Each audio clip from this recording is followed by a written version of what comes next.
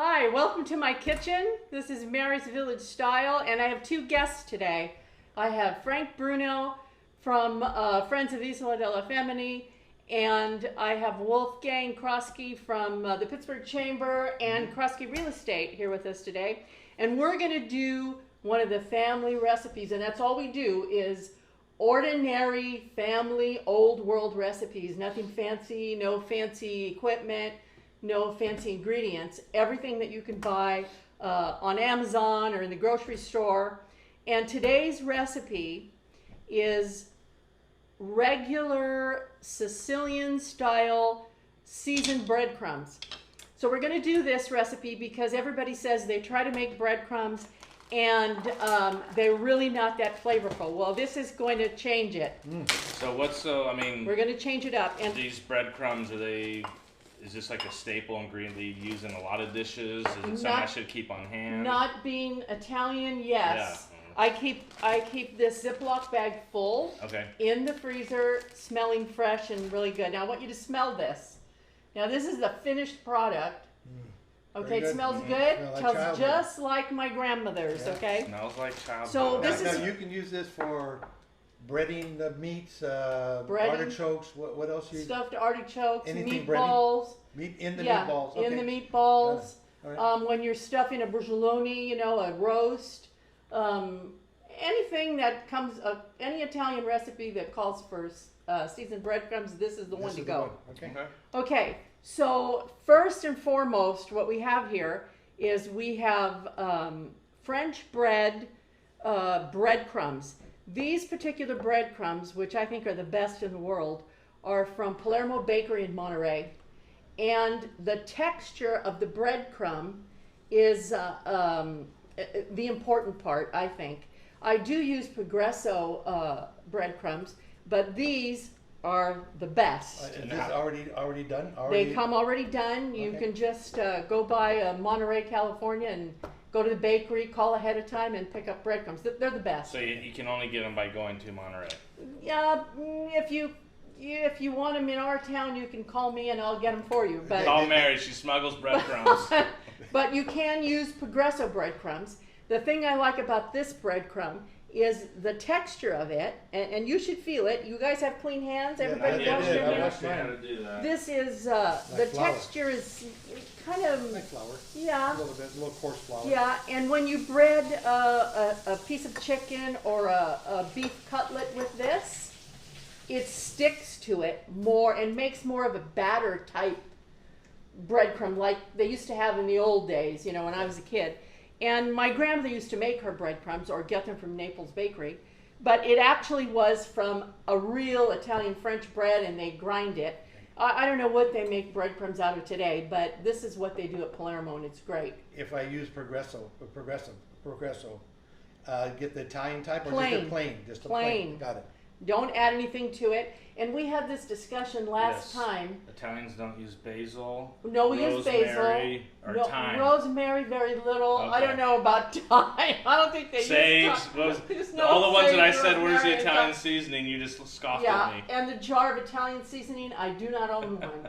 I will not own one. Okay. So we're going to start off today with 4 cups of dry breadcrumbs. And they can see it, and there's some here. And you know what, I just want to say we're going to add a little bit more because you guys are going to take these home. So we're going to add a little bit more, okay? Better by the minute. So that's the basic thing.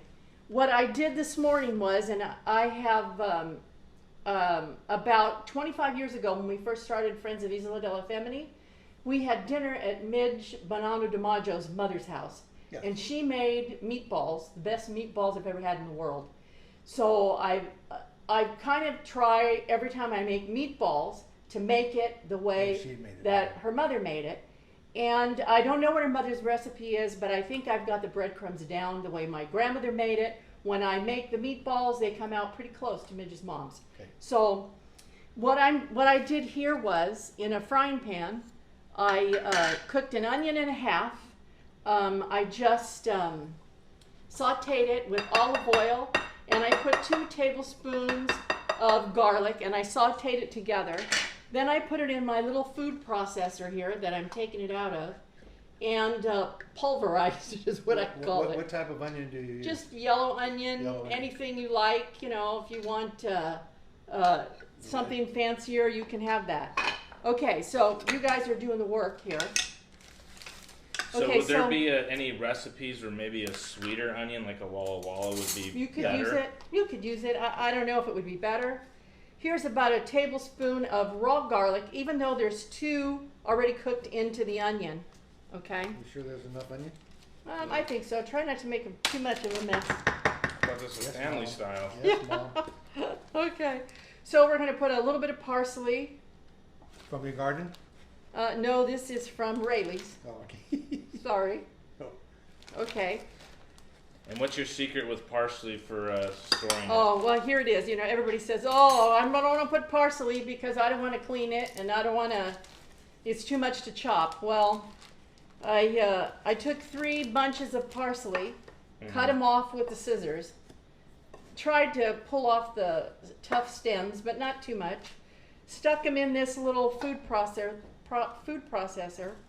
chopped up 3 bunches of parsley, and I put it in the Ziploc bag because this bag is going into the freezer. Oh, okay. And when I need a little bit of parsley, I just break off a chunk and throw it in. Do you use Italian parsley? There's 2 regular parsley, 2 Italian parsley and 1 regular in this bag. You can use either kind. Okay. Yeah, it doesn't really matter. Okay, you guys are making a mess. Okay, so this is going to go into the freezer. Okay, so now you guys got to kind of chop it up a don't We're trying you to. have clean hands here. We can chop it fine, or Okay, we can keep it Mr. Bruno, clean. put your hands in this. Okay. Don't take it too serious. Okay, so here are our seasonings, how we're going to season the breadcrumbs. Even though they're really pretty good now, you should smell them to see how it is. Yeah, very good. Yeah, not so good yet. Okay, so we should have given you a bigger bowl, huh? Yes. Yes. Okay, so we're going to put, this salt is, we're going to put a little bit of salt. I don't want to put too much. But I buy this salt at Big Lots, and it comes from Tropani, which is right by Isola della Femmini. How much is I was that? going to make a joke and ask if it was Italian salt. And Yeah, it really is. it's really one of the only real imported seasonings that I really ever use. There's the other one would be saffron. But, okay, so you're doing good here. That's sea salt? No, it's just regular coarse salt from Tropani. Looks pretty good already. Okay, so now I'm not big on measuring, okay?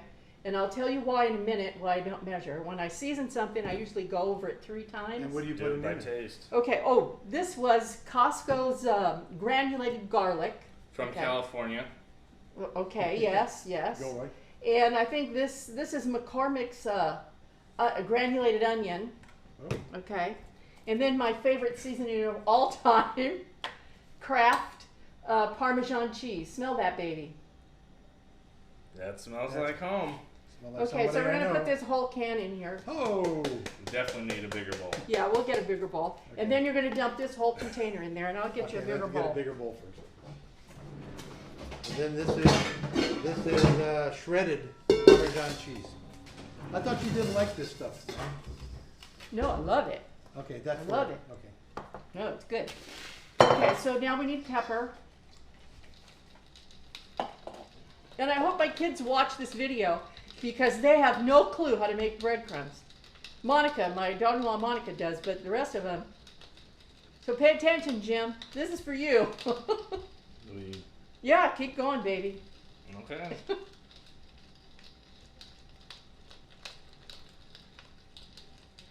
Okay, so now mix it up. Go ahead with your hands, however you got to do it. Got some big hands there. Yeah.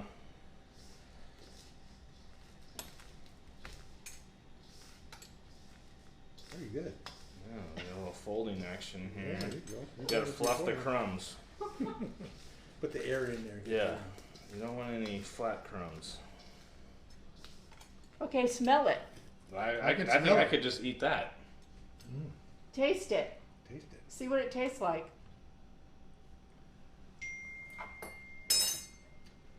Tastes like Taste breadcrumbs. this one. Ooh, that tastes good. What is this one? This is the one that's like my grandmother's. Are they the same? Or do you need more garlic? You need more salt? I think they're pretty much the same. Yeah. Maybe a little more salt, maybe. Yeah. Okay. Here's a little bit more salt. We'll let you add the salt. No, just do it with your fingers, because if it spills out, you're in trouble. This is the German method. Oh, okay. The German method is like the Italian method. You think that's enough? No, a little more. We do a little bit at a time. Okay. You don't want to do too much. Okay. That one there is a little saltier, Is a little it? more flavor. Do you think it needs a little more cheese? No, Here, use this. the salt looks, It almost looks like baking soda. yeah. Well, because it was coarse salt. I'll show you the package. It's coarse salt, and I grind it in the coffee grinder to make it. This is what I buy. It's called Soul Salt, and it's from Tropany, and it's $2, I think. Now this is an older container, but I think it comes in a plastic container now. So I grind it so that it's not coarse. Yeah, that's better. Better. Good? Mhm. Okay, so are you satisfied with this? Would you put this in your meatballs? No. No, it's too coarse. Okay, job well done, guys. Is this it? This is it. You got it. You made homemade breadcrumbs. All Thank right. you. Thank you. Nice. Can't be any easier than that, right? Okay.